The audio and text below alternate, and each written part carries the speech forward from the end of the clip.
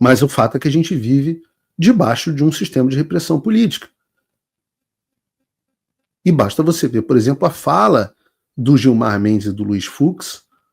O Luiz Fux é uma incógnita para mim. Porque, pô, sei lá, faixa coral de jiu-jitsu.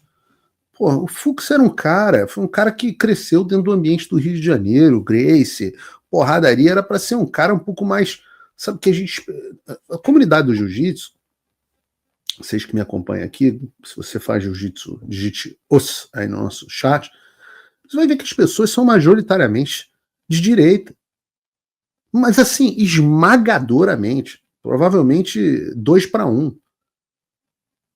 Eu sei, os lutadores do UFC são todos meus seguidores, mandam mensagem, etc. Vários dos caras, né? Eu não vou ficar citando aqui os caras que às vezes queimam o cara, embora eles não estejam nem aí. Vejam o próprio UFC, o Dana White, a postura dos caras. É quase todo mundo. Aí olha aí. Olha, galera, osso no chat para vocês também. Por quê? Porque se você faz jiu-jitsu, né, primeiro você...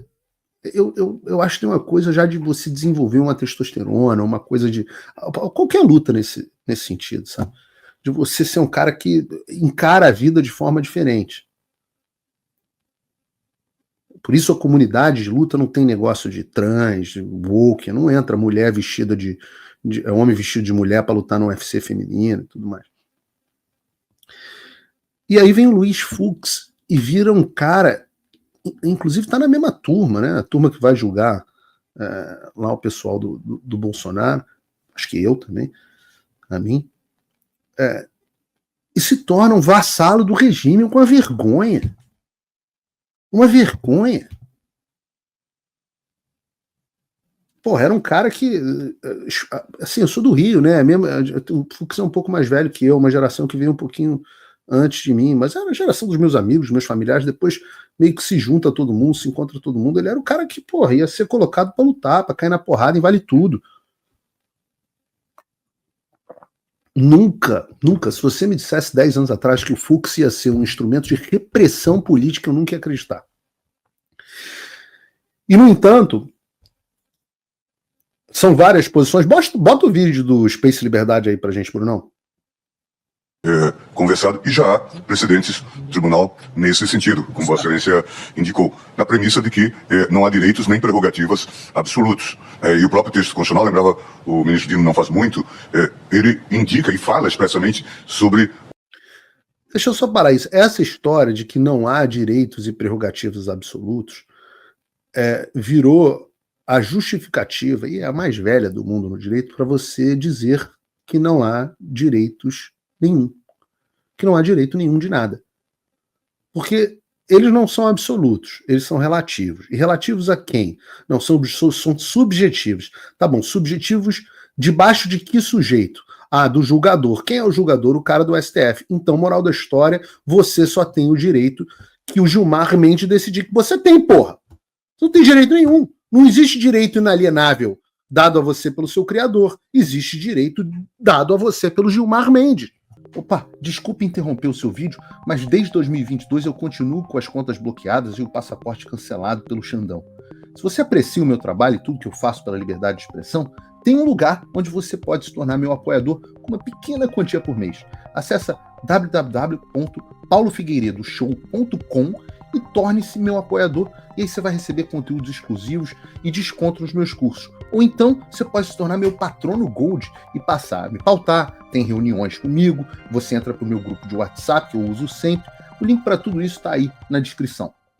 O abuso de prerrogativas parlamentares, deixando claro que é preciso que haja uma funcionalidade, algum tipo de uso da imunidade parlamentar para fins que são albergados pela própria Constituição, de modo que é um esforço louvável que o tribunal faz nesse sentido. E há uma outra perspectiva que sempre fica perdida por razões políticas que nós entendemos, mas talvez não sejam justificáveis, é que as próprias câmaras, elas têm um poder de polícia, de contenção de abusos que se fazem, por isso os comitês de éticas, as comissões de éticas deveriam atuar para a preservação, na verdade, da própria dignidade desse locus, né?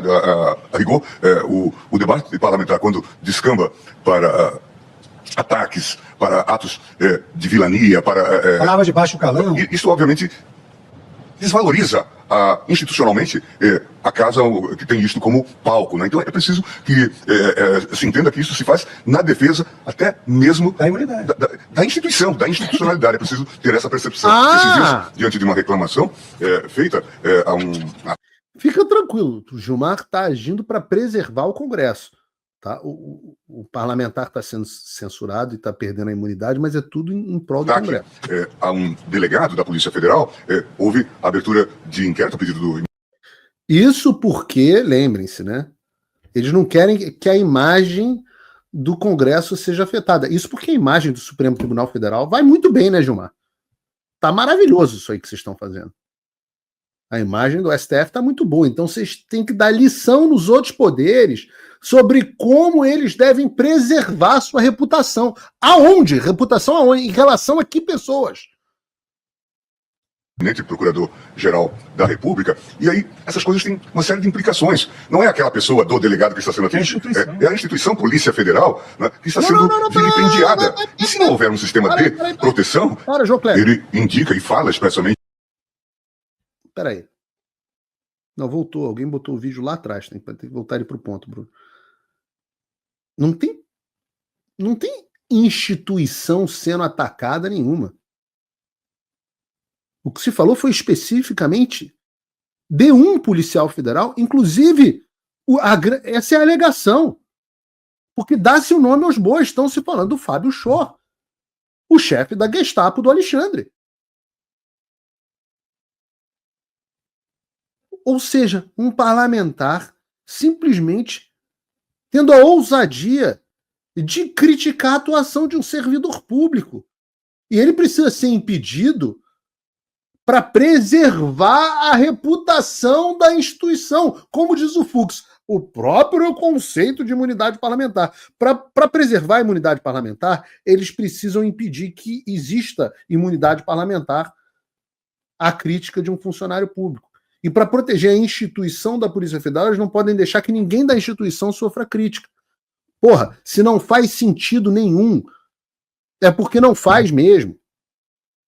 Se não tem um nesse grupo, e eu esperava que o faixa arco-íris fosse esse, para dizer, ô Gilmar, o que você está falando não faz sentido nenhum. Isso é papo de maluco. Aliás, pode até tirar o vídeo. O Supremo Tribunal Federal virou um show de horrores. Os caras parecem que não estão no recurso, mas é uma conversa de bar. Cada um fala o que pensa, entendeu? Ali, é o que eu acho. Não tem voto, não tem nada. É um bando de bêbado que chegaram no bar e falaram, não existe direito absoluto. Imunidade parlamentar é relativa.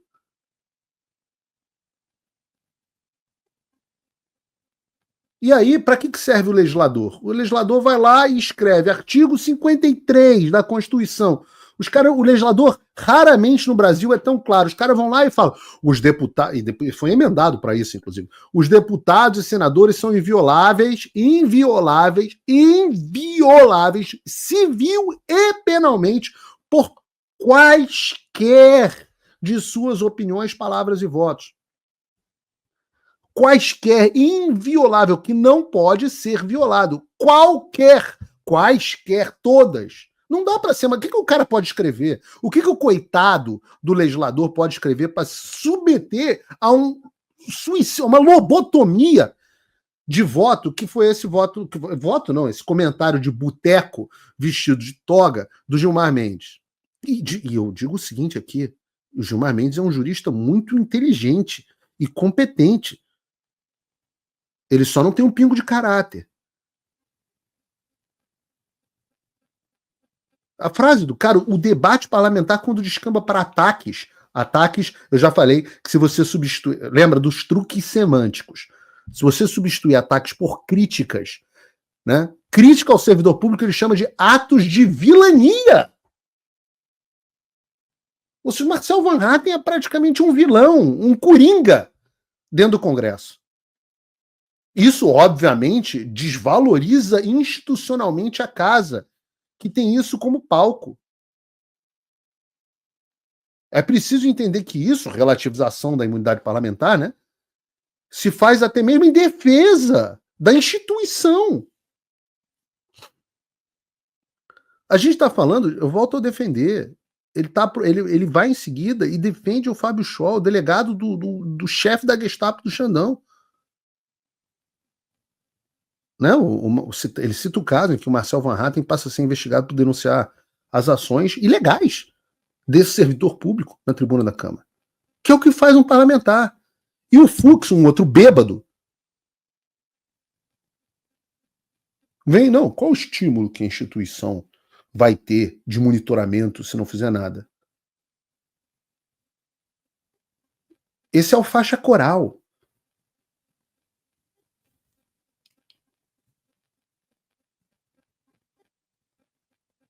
O nobre praticante da arte suave, discurso parlamentar não foi feito para ser monitorado. Monitorado. Qual o estímulo de monitoramento se não acontecer nada? Monitoramento. Vejam, o ministro do Supremo Tribunal Federal está dizendo que ele acha que a opinião dos parlamentares elas não só invioláveis, elas não só por quaisquer, elas precisam ser monitoradas e precisa haver consequências. Isso está sendo dito.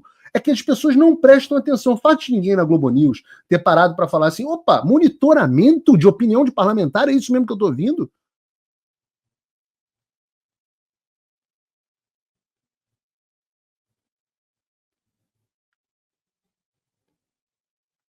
Aí ele fala, no meu modo de ver, depois da leitura da Constituição de 88, evidentemente que a imunidade de responsabilidade civil é inconstitucional. Evidentemente. Tem que ter uma moderação. Pode ser até uma inconstitucionalidade parcial, mas que é. Como assim, evidentemente, a imunidade de responsabilidade civil é inconstitucional? A Constituição literalmente diz que os deputados e senadores são civil e penalmente invioláveis.